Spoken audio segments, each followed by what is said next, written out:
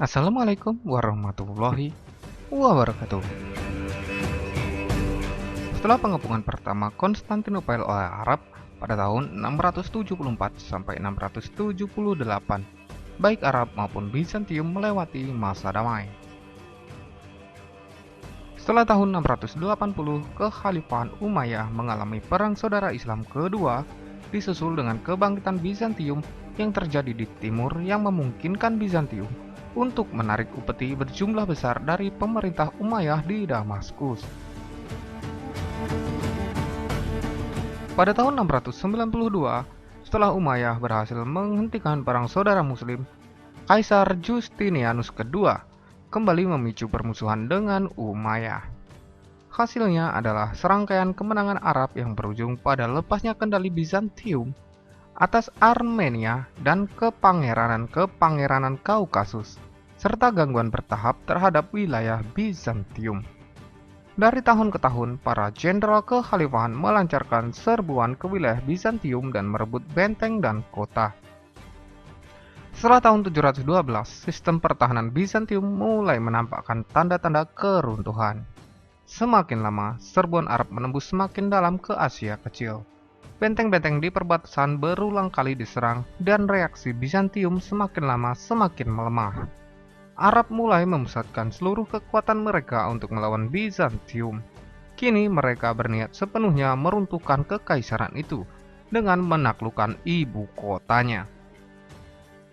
Pengepungan Konstantinopel di tahun 717 sampai 718 adalah upaya kekhalifahan Umayyah untuk menaklukkan ibu kota Imperium Romawi Timur tersebut.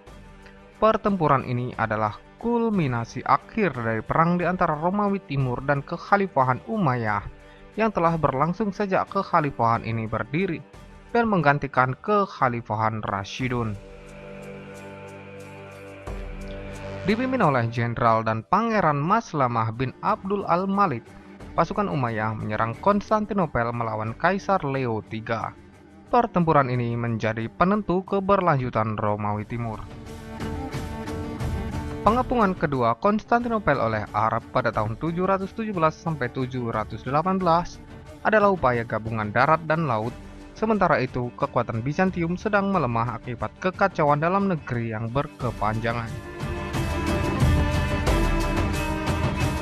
Pada tahun 716, setelah persiapan selama bertahun-tahun, pasukan Arab dipimpin oleh Maslamah bin Abdul Malik menginvasi Asia Kecil milik Bizantium. Setelah melewati musim dingin di pesisir barat Asia Kecil, pasukan Arab menyeberang ke Trakia pada awal musim panas 712 dan membangun garis pengepungan untuk memblokade kota yang dilindungi oleh tembok Theodosius yang besar.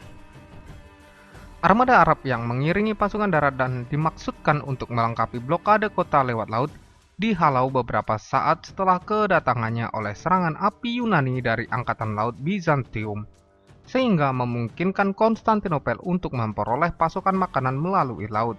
Sementara pasukan Arab menderita wabah kelaparan dan penyakit pada musim dingin berikutnya yang keras.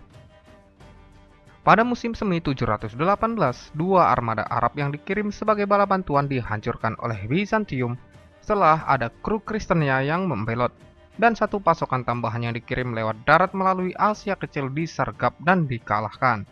Dengan tambahan serangan pasukan Bulgar dari arah belakang, pasukan Arab akhirnya terpaksa menghentikan pengepungan pada 15 Agustus 718. Dalam perjalanan pulangnya, armada Arab nyaris diluluh lantakkan oleh bencana alam dan serangan Bizantium. Kegagalan pengepungan ini mengakibatkan dampak yang luas. Penyelamatan Konstantinopel menjamin keberlangsungan Bizantium. Sejarawan menyebut pengepungan ini sebagai peristiwa yang menghentikan gerak maju Islam ke Eropa dan menganggapnya sebagai salah satu pertempuran yang paling menentukan dalam sejarah. Kegagalan ekspedisi ini melemahkan negara Umayyah. Bizantium bahkan mampu merebut kembali beberapa wilayah di Armenia Barat untuk sementara waktu. Beberapa sumber menyatakan bahwa Umayyah kehilangan sekitar 150.000 prajurit dan banyak sekali awak kapal dalam upaya ini. Jumlah ini terlalu berlebihan, akan tetapi menunjukkan besarnya kekalahan Umayyah.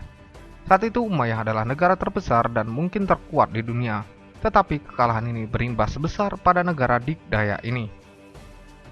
Akan tetapi dari tahun 720 Masehi, Umayyah bangkit dari kekalahan ini dan kembali melancarkan kampanye militer ke Asia Kecil, Spanyol dan Sisilia. Kekhalifahan Umayyah maupun penerusnya Abbasiyah tidak pernah mencoba untuk mengepung Konstantinopel lagi.